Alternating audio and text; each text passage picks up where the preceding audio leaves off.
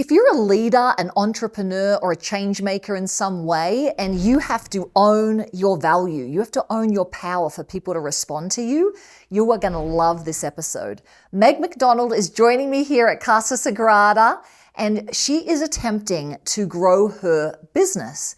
Now, I've known Meg for a few months, and she's one of the most compassionate, lovely people that you could ever meet.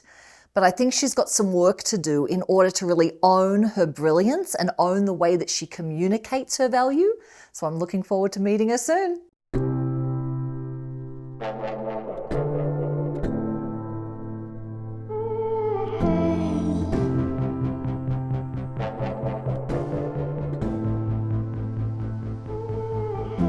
My name is Meg McDonald. I'm the founder of Somatic. I work with leaders who are highly successful, yet they struggle with burnout and imbalance. I know Rachael-Jayne can help me uncover my blind spots. I think, my clients have to trust me. This is really personal, often very private, confidential work, and it requires a deep connection with an executive coach like myself. So in order to deliver an up-leveled product, I need to make sure that I am stepping into the hard stuff as well. If I'm asking clients to do hard things, I also need to do hard things. Hi. Hello, Meg. Hi. How are you feeling? I'm excited. You ready to start? I'm ready. Awesome. Let's Okay. go. All right.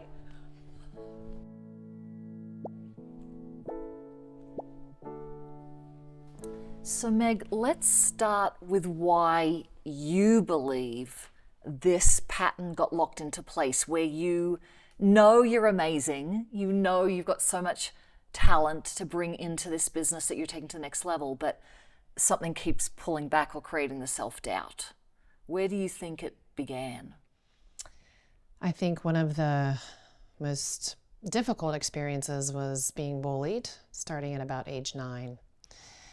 So feeling very diminished, right, in front of my classmates, and then that carried into junior high, into high school. Didn't understand why this was happening to me, but it was happening. It was very painful, very prideful, right? Didn't tell anyone, lots of shame, lots of fear. Did you have any sense, or what was your mind concluding the reason why you were being bullied? I'm different, unlikable, not worthy. Isn't it funny, because you're the most likable, worthy, amazing person? It's like that was the experience, but it was. Yes, it was my experience, and I appreciate hearing that from you. It's a lifelong unraveling of those narratives, right? Yeah. And when really challenging things happen early, they often will keep going. Did you notice the bullying kept going, or it stopped when you got out of school? Well, I had a reprieve in college, so that was lovely. And then I stepped back into some powerful positions in corporate America, and it resumed. One of my bosses, when I was running a pretty significant program that was getting some notoriety, actually not just regionally but nationally, she called me one evening at about 7:30 p.m. and said I would never be successful. Just like called you and said that and then hung up? I don't really remember, right? Because I was in this sort of protection mode, couldn't believe it was happening, but snapped right into this constricted, gosh, I guess I'm not worthy. Even though externally beautiful things were happening, I was making a huge impact. And what did your mind make up at that point of why she would do that? Why she would say that? Oh, I must not have what it takes. I'm probably never going to be successful if this high-powered executive is telling me I'm not going to. So you believed it? I believed it. I mean, I tried not to believe it. Yeah. But realizing when you rewind the tape, I believed it. Yeah. It's sad. So you've started this new business a while back, and then now you're taking it to the next level, SomaQ.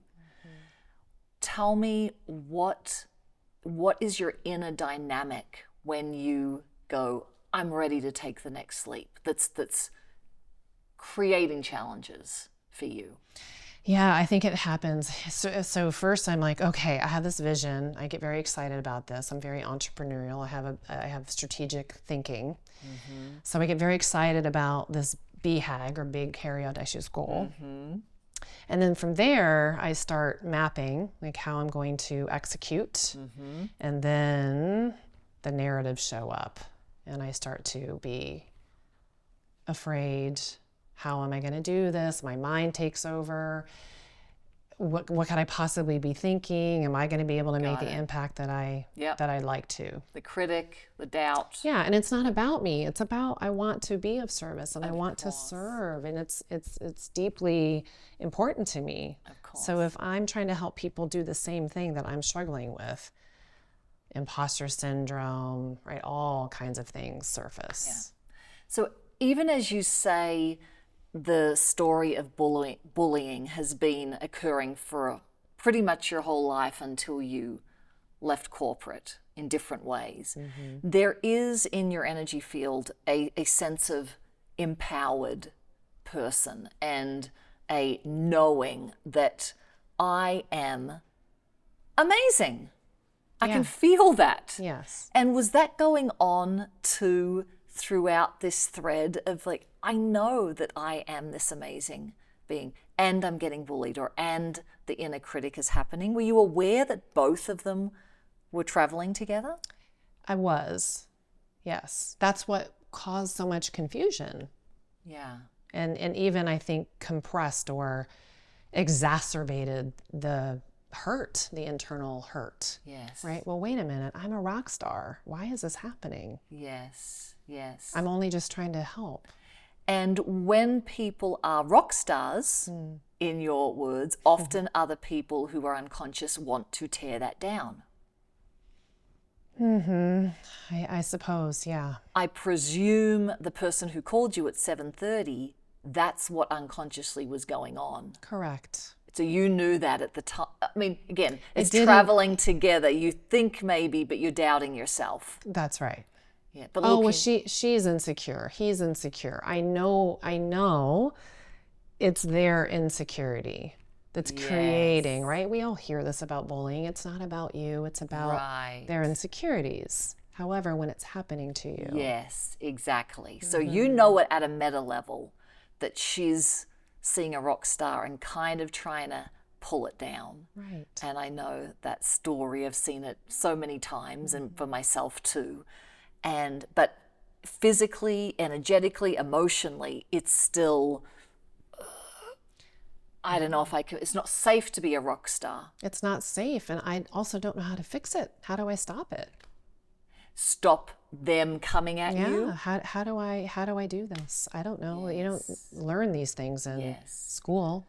Okay, so I want to come back to that question. How do I stop this recurring pattern that is going on? That's right. Because even if I just become conscious of it, which you did for a while, it doesn't mean it stops.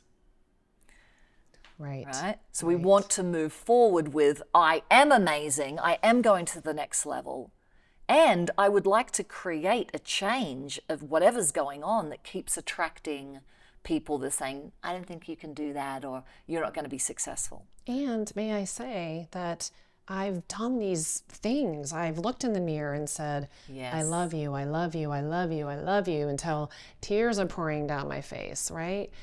Sometimes believing it and sometimes not. Yeah. But as many times as I've engaged in those, reading the books and engaging in the practices, there's still that pattern, as you say. Absolutely. So what do I do? Yeah. So we're going to come back to that. How do we do both? That you feel free in your system, in your what I call earth suit, your body, mind, energy field, to feel free to be this rock star that you are, and also to stop the pattern that is being co-created by people who like bullying or like projecting their jealousy or envy onto you. But first I want to go through when you change a deep-seated pattern that's been going on practically your whole life that didn't make sense, there's three things that have to kind of be changed for that transformation or that thing to stick, to hold. And that's why you're saying, when I look in the mirror and I'm crying, I'm feeling, or I'm saying the words, or I'm saying the affirmations, or I'm doing somatic work, which is what your business is all about. If we do one of those things, it doesn't actually change it fully. And those three things are your psychology. Some people would call that mindset, but I think it's a broader term than that. The psychology is your mindset, the inner critic, how it works, your Enneagram, the shadows that you don't want to look at. So it's that mind. That's the first. Second is the somatic experience, and you know what that's all about. Like, how is the body and the energy field, particularly the internal space of the body, reacting in this moment? Because if we just say it, I am amazing, and our body is going, no, I'm not, that signal doesn't get sent to the brain. It just becomes something that I'm saying. So we want to work with the somatic experience. And the third is spirituality, is the receptivity that you are held, you are supported, you are carried. I feel that tears too when I say that, right? Because it's the releasing of I've got to do this on my own, and I'm not safe, and all of those things. And when we can unhook or really dial into those three things, this transformation will stick. So psychology, somatics, and spirituality, of receiving that which is holding you. So I'd like to pinpoint three practices that you could do, and we're going to end with a challenge so you can feel this in your life over the next few weeks. But the first thing that's coming to me for you to dial into is this energy of rock star. You kind of look like one. You're gorgeous. Your hair, your belt, like this is who you are, and you are superior in so many ways. And you probably were when you were younger. Were you superior in some ways when you were younger? And when I mean this word superior, I'm pointing to a shadow dynamic of the psyche. I don't mean superior morally or superior because you've got blonde hair. I just mean like, I got this. I want to so much to say yes, right? And as you asked me that question, the answer was, well, yes. And then it was, but no. That's not possible. How could I possibly be superior? Yes. That's not nice. Let's pause for a moment. You might be asking, why on earth is Rachael-Jayne getting Meg to own that she is superior? Isn't that part of why the world is in the trouble that it's in? Too many people thinking they're better than others? Well, superior in this context is a shadow, meaning it's part of Meg that is unconscious or not allowed much. Actually, I work with a lot of compassionate, caring leaders on the shadow of superior, because after all, if you can't own that you are better than someone in the thing that you're providing, why on earth would anyone want to work with you? Do you find that you can own, I am superior. I am so good at this, and this, better than most people at this, and this? Not yet. Not RJ. yet. So that's what I'm picking up, the rock star, or we'll call it superior, because when you have got your own business or you're teaching something or leading a team, whatever context it is, you have to step into a place where you know that you are superior in some way, not morally, not as a person. You get where I'm going. Okay. But I know in your context, I know these somatic practices, and I know how they have changed my life and changed all the people that you've worked with. And I'm really, really great at this. You have to be able to embody that for people to go, I want to work with you. Would you agree? Yes. It's like I need to Totally. embody. Completely. I am really, really, really amazing at this, and actually better than you, and that's why you're hiring me. Because no one's going to hire me if they're better than me at what they're trying to do. Because they can feel it, right? Yeah, I might as well hire them. Right, sure. Right? So that, and superior has the energy of ugh. So that's why we call it the shadow of superior from a psychological standpoint. So I'm going to have you say a few times, I am superior. Right now. Yeah. Okay. I am superior. I am superior. I am superior. Great. And then you can say, I am superior to you, to me. Okay, now if you're asking, why on earth is Rachael-Jayne telling Meg to say, I am superior to you? The reasons are, 1, I'm not triggered by this. 2, I need to have Meg feel in her body that it is safe to say this. 3, it's not a shadow of mine, and being witnessed in your shadows is so important. I am superior to you. Right? The book can't hold. Ugh. Just say it a few times. I am superior to you.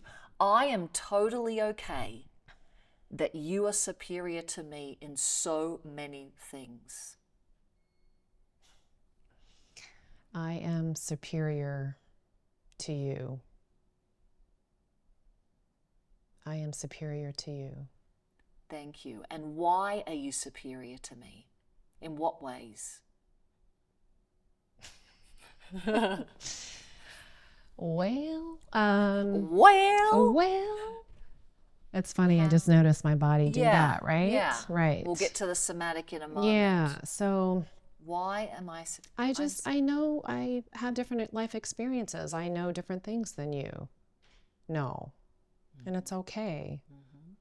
I am superior to you because.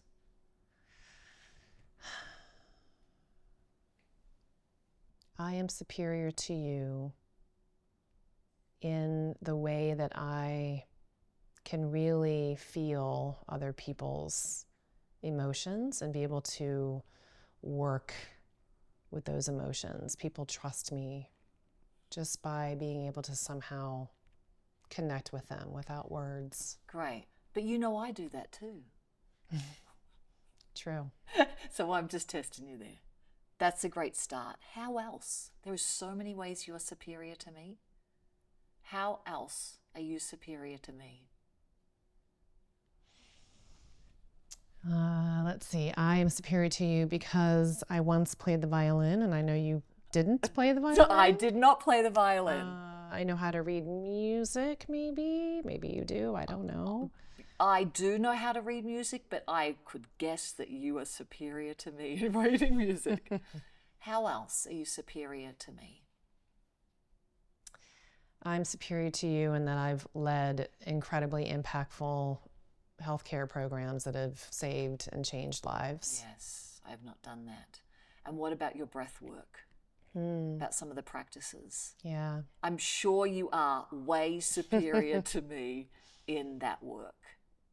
Yes. Thank you for pointing that out. Yes. So here's what happens as you stay with a shadow, a psychological shadow that's like, I'm not allowing myself to feel superior. Because if I show anything about I'm better than, someone is going to come and wipe you out. Knock me down. Doesn't it feel like that sometimes? It sure does. Yeah. And you're about to go into new pitches, a new level client, and you're going to have to be, I'm really amazing at this. And in your body, it's going to be like, no, no, no, no. So one practice you can do from the psychological level, at least for the next few weeks, is just saying, I am superior. Now, if anyone was overhearing our conversation, which a few people might be right now, they might be like, what on earth is Rachael-Jayne telling this woman to do? This is the wrong thing that she should be saying. But the shadow bites us in the butt. It doesn't, the shadow is a key that allows the rock star to emerge. And the funny thing is, and you just have to trust me with this up until you can really feel it, is when I learnt and could embody, I am superior in these ways, these ways, these ways, but I could also, I'm inferior in these ways, people didn't come after me anymore. I was like, I'm more arrogant than I've ever been. And people are like fine with it. Where before, when it was a shadow, I would try to really step into my worthiness and people would, who do you think you are? Right. Like, I know I'm a really nice person. I'm a really nice person. I'm really just trying to help you. Exactly. And they would come again. Yes. So this is an unlock. So the practice would be, I am superior to, and you could just notice someone walking on the street, to a friend. And of course, you are already great at how you're inferior. True. Yeah. Right? Yeah. I'm very great at that too. Yeah. I'm inferior in this way, and this way, and this way. So it's making sure that both are strong. Okay? So now with the somatic experience, we want to go to how the body is responding when you go into saying something like, well, what's a saying when you feel you're really in your power with your work? When you're what do I say? Yeah, like internally, when you're like, yes. I'm in my joy when I see other people drop into their bodies. It brings me so much joy and peace within. Right. Everything's centered and flowing somehow. And so that's about other. Okay, right. Good point. Yeah. Which is great. Okay. I'm in joy. I'm in peace when I see other people flowing. And what do you sometimes find yourself saying a little rock star move internally, like, I am badass at this, or I can make such a difference, or I'm really great at this, or something? This feels amazing internally. That's when you're doing your work. Yeah, just this it feels like embodied joy, like my body's in joy. Great.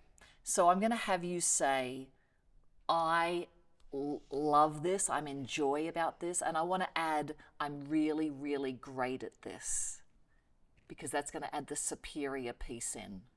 Okay. Right? I'm in joy when I do this, I love this, and I'm really, really great at this.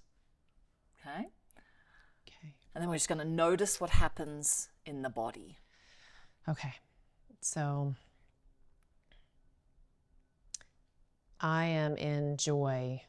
I love this. I am really great at this.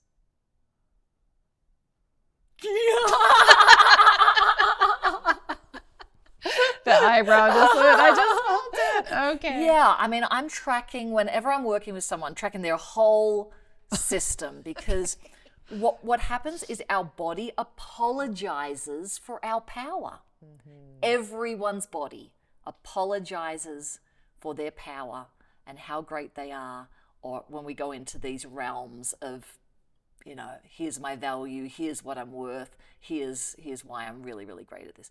So actually, yes, I was very drawn to your face. This felt pretty strong, the way you're seated. I feel you in your power center, your hara. Did you feel like that? Yes. This was strong. Yes. But the face from the word go was doing these kind of, and then at the end, the eye, I can't even know if I can do that, but it was, so, I'm going to be practicing that. So what we want to do is we're going to be aware of what the head is doing in the face, because in business or in sharing one's value or a pitch, they're getting the read and the body is saying what you believe, and the body and your head right now is not saying, I'm really, really great at this. It's saying, I love this joyful experience and I am really great at this. Right? Right? Yeah. Do you get it? Mm-hmm. And it's nice and it's pleasant, but it's not like, this is worth a $20,000 contract. So am I seeking external validation? Is that kind of what that is? Yeah, so it's a good question. And often people will ask that when they're doing somatic work is, what's coming across? And I think that's, it feels like it's not validation necessarily, but do you agree? I guess that's validation. Like there's kind of Do you agree? I don't want to be too much. I keep getting that feeling like I don't want to Too be powerful. I don't want to be too powerful. Or powerful. Forget too Yes. powerful. I Just don't want to be powerful, because if I come across powerful, Yep. I'm going to get whacked. Yeah. Did you ever get physically whacked from being too powerful, too amazing? Yeah, I did. In high school, I was beat up by a stranger. And you didn't know why, or you did know why? I spoke up to help a friend, and this girl obviously had a lot of anger in her, and she went after me, and it was terrifying. Terrifying. Yeah. So as I went, it's like that energy of I cannot be too powerful. Yeah. So the body, though, because of all the work you've done, is pretty powerful. It's not like apologizing everywhere, but the head is. So what we can do then in our somatic practice is work with the head and the face. Because one way is to go to therapy for the next 5 years. Right. To figure out and talk about these memories, or we can use this power of the body-brain connection and change the way my head and face is when I'm sharing my value and my worth. That would be so great. Yeah. So we're going to try it here. So what is the opposite of, if you were to coach me and I'm saying, I'm really great. I love working with people to support their growth. It makes me feel such joy and peace. And I'm really, really great at what I do. Well, how would you coach me in my face to not be in that apology? Yeah, I would coach you to find some stillness in your face. Just Right, more deadpan a little bit? More deadpan to relax. Yes. Okay. Right? Just be aware just be aware, bring awareness to this region. I think that's great, even as you do that, because I'm a smiler too, and I think you are too, because we want to be liked and want to be nice, because we've both been. Yeah. And if we're not smiling and not being nice, that might happen even more. And this is how we express right here, right? Too. So just maybe bringing some relaxation into. Great. Awesome. Anything else I should do? Direct eye contact, which Direct can be eye contact. very uncomfortable. Okay. With someone you don't know and trust. Like I'm finding it easy with you, but I know often that's not easy for me. So I might be trying to do eye contact and maybe using my head to. Got it. Good. So relax here, direct eye contact. And one other thing. Anything else you would give me? I'm actually going to say pop in the head, not the head tilt, because that's what ladies do to be nice and not too powerful. Now, there's times to do that, but not when you're pitching a $20 or $30 or $50,000 contract to a corporate person. You don't want to look like a German Shepherd with the ears up. I always think the little Shih Tzu that I used to have. So, okay, so what I'm going to have you do is relax the face. Direct eye contact and no head tilt. And I'm going to have you say, I love this. It brings me a lot of joy, and I'm really, really great at this. I love this. It brings me a lot of joy, and I am really, really great at this. Wow. I felt so much better. Yes. Say I it still again. felt like I. Just anchor that in. Just say that again and notice what happens when you relax, direct eye contact, no head tilt. I love this. It brings me joy, and I'm really, really great at this. Can you say that even louder? I love this. It brings me joy, and I'm really, really great at this. Yeah. So what I notice is I am pulled into what feels like your vortex in some way. Like, who is this person? What is happening? There's something energetically happening that I can't even put my fingers on, but you're pulling me toward that. with no smile. And because I'm a smiler, I am like, how is she doing this with no smile? It just is so magnetic. What are you experiencing? I feel so much more present with you. I feel like my register is lower, my voice is lower. Yeah. So that feels good in my body. And what I also notice is your heart is very open because you're talking about something that you love. Yeah. And what I used to do is not trust that my heart was open when I had a relaxed face.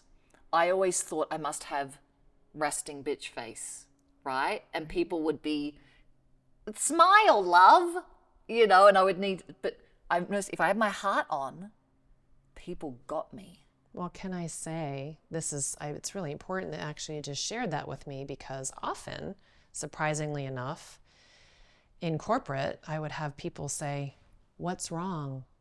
You need to smile more. You look prettier." Yeah. So it's that judgment, right? It's that, oh, I'm doing something wrong, so this is so helpful. Yes. It's like you're interrupting the pattern. Exactly. Right. And so much so when we interrupt the physical pattern, whether it's slumping or clenching or something, our whole mindset shifts. The body sends a signal to the brain.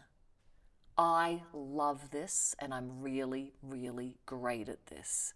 As soon as I do this, I love this and I'm really, really great at this.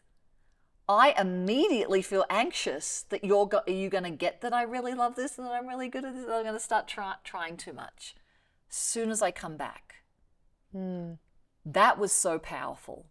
And it's connected into the superior. Because you don't have any of the, I've got to smile to da-da-da. So I am superior. I'm really, really great at this. And the practice I want you to be with over the next few weeks is talking to people with this head. Relax, direct eye contact, no head tilt, particularly when you're going in to pitch some of these larger contracts over the next few weeks. Okay? You willing to? I am. And I am. Yeah. And hopefully you'll notice the amount that you do this. Right. And that you can see it's a way to not show them I am empowered, I'm superior, I'm a rock star, I'm really, really great at this, and catch it and just retweak back to presence. Love it. The third practice is around spirituality and receptivity. When I think of spirituality, I think of it synonymous with receptivity as far as what we're doing here in the small self. Receiving. We are receiving our higher self, which is why often we do this, or we pray, or we meditate, or like there's something like I'm wanting to receive something that is, I think first it starts outside of us. I want to receive something outside of us until it starts to shift to, no, this is a different part of us. Connected, one and the same. Yeah. Yes.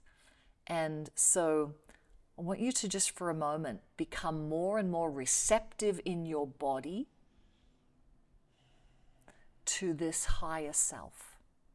So grounding and feeling that higher self there for you. Carrying you. Holding you. There whenever you need anything. Actually, always there. Yeah, so why am I emotional? Just keep receiving it, letting the emotion this higher self is always carrying you, always holding you. And when we're highly receptive through the body, we know it. Do you know it in this moment that it is carrying you? I do. And do you know it in this moment that it was carrying you even when you got hit? No. Do you know it when it was there when the 7:30 phone call came? No. Yeah. Because these things during our life happen and we think that we got disconnected from our higher self. Okay. Would make sense. Yeah. How would you be carrying me through this? Right.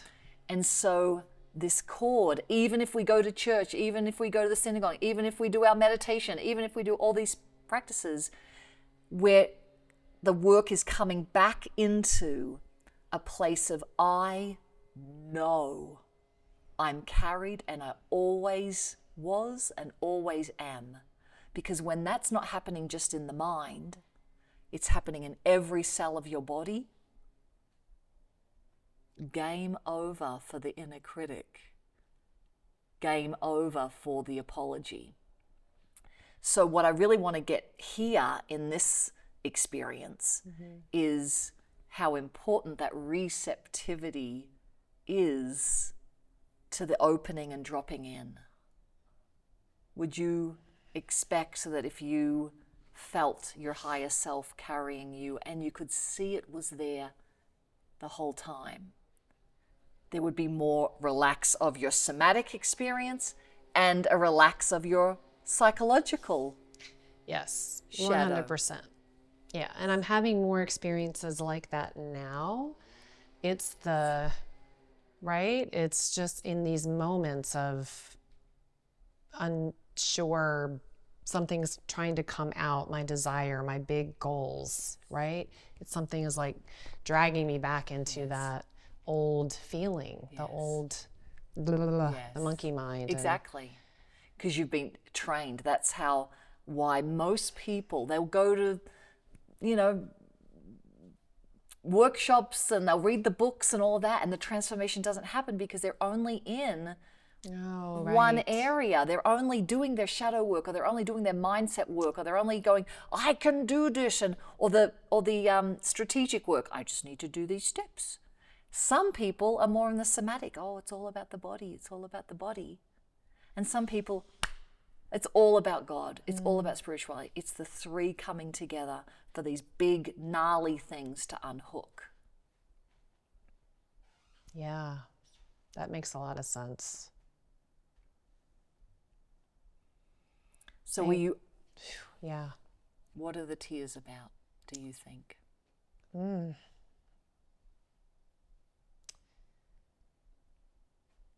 Relief that it just all it's a knowing, it's a everything you just said. The triangle is like I'm in it right now. It's like I'm in the triangle of what you just said.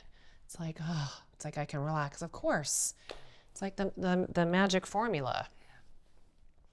And so it helps make sense of the suffering, and there's a doorway and a path to move out of those experiences. I love the word relaxation. I can relax. Yeah. Because when you know you're superior, you can relax. When your body relaxes, your mind can relax. Right. When you relax into your higher self, you relax. It's why I call it unshakable inner peace, because the relaxation in the system just got too great. And so a normal trigger might come in, and it's like, hello, I'm very relaxed right now. Yeah. Even in the stressful moments, like pitches, like new things going on in the business, it can be okay that there's some, stirring, but the relaxation is too great through the mind, body, and energy field. So are you up for a challenge? Listen, I will do anything if I can have more experiences like I just had right in front of you. So I want to give you this 14-day challenge because if we can really get it practiced acutely, then I think it's going to stick more. Okay. So here's the challenge. It's going to be part psychology, part somatic, part receptivity, and about your business. I want you, from the next 14 days, to video yourself 7 times. Every second. Look at that eyebrow went up again. It did. I want you to video yourself and post it Okay. every second day. So you have a time to just write something that you're amazing at. The topics are going to be sharing why you're a badass, why you're a rock star, and why you're really, really great at the work that you do. It could be a minute. I don't care how long it is. You write it. The next day, you're going to shoot it with the somatic experience. Right? So you're going to get used to that through a camera. Because so often people in the camera start doing all of their body apologies and no one is paying attention to them because their signal is going wonky. And right before that video gets taken, you are tapping into your higher self. If you do this challenge for 14 days, and I am going to check, we're going to Zoom in 14 days. I will give you 2 tickets to Spiritual and Successful Live, which we are doing here at Casa Sagrada, just coming up to support the real lock-in of this transformation. This is what happens at Spiritual and Successful, the live event. So 2 tickets if you're willing to do 7 videos over 14 days. Okay. Are you taking the challenge? I'm taking it. Look at I do have a question now. You have a question? Okay. Yes. So the only question is, so the content you're saying, I show up on video saying, I'm really great at teaching X. Any way you can show us that you are superior, that you are Wow. great. Yeah. Now, you're not going to come, I am superior to all you because. No. Yeah, sure. But just the energy of it. Yeah. Okay? So we'll see you in 14 days. Thank you. Thank you. The challenge initially kind of sounds and feels like my worst nightmare. I actually have to self-promote, and that's not something I'm experienced in and comfortable with. So we'll see. Now, before we see if they completed the challenge, I have a favor to ask you. Given you've been watching this video for so long, can you give me a like? And if you want to watch the other episodes, subscribe to this channel. Our community here at the Awaken School are people who've been on a personal and spiritual development path for a long time, and they are looking for an elevated conversation on spiritual awakening, human potential, entrepreneurship, leadership. And to stay connected, register for my free weekly newsletter, The Awakened Life. This is where you get updates on Spiritual and Successful, and you can receive my legendary life hacks and tools and resources on how you can live an awakened life. The link is in the description. All right, everybody. So I'm out here, not in front of my office where I normally post, and I'm realizing that it's Saturday. And I'm on a schedule, right? Because LinkedIn has its algorithms, and I want to, keep you all interested. And after 735 takes, I finally just decided I'm just going to do this thing. So as part of my update to you, Rachael-Jayne, I wanted to show that I am in my home office here. I'm actually rewatching the first video that I recorded and posted on LinkedIn today. I feel like there's always time for that in everyone's day, and sometimes we lose sight of that, right? We lose sight of our playful side and our light side, and it's actually pretty good. I'm not gonna lie. This isn't that hard, is it? Practice, practice, practice, practice, practice. Well, hello, Megan. How are you? Hey, it's great to see you. I'm doing really well. Thank you. Well, I was following you on LinkedIn and I thought they looked amazing. You Thank you not so much. only the language that you were using and the strategy for your ideal client, but your backdrop, you look great. It was flowing. I give you a 9.2 out of 10. And the only reason this point 8 is I've got to come up with something to help you get better, right? It was so good. Thank you How so does it much. feel right now to break through something that was really challenging 14 days ago of like really being in your rock star, embodied, I don't care what other people think, whether they're coming after me because of what we talked about, the bullying and the kind of shrinking. You did Yeah, not shrink on these videos. I didn't. And I think the most beautiful outcome of that, the experience, is this feeling of me being able to show up for myself in a different way. And I've recently been sharing some of my emotions with some friends and family members. Like, I've been very brave and incredibly brave to step into this work. And if I'm asking, when I ask my clients to be brave, I better be brave too, right? That's right. So, So, yeah. drum roll, does she get the 2 tickets to Spiritual and Successful at Casa Sagrada? Yes, you do. Oh, yay! Thanks so much for watching. Before you go, make sure you stay connected to our community of leaders, entrepreneurs, high performers who want to live an awakened life by signing up for the free newsletter, The Awakened Life. And this month, you have an opportunity to join us at Spiritual and Successful and get some heavily discounted tickets that are going on right now. Spiritual and Successful, the live event, is me training you for 3 days on how to increase your magnetism, how to increase your presence, how to increase the ownership of your value and your worth, and how to communicate this. This experience is about how you get the brakes off to what it is that you're trying to do. What stops you from what your heart is calling you to do? It's also going to support you to live with an unshakable inner peace. I want to help you get off the mental and emotional roller coaster for good.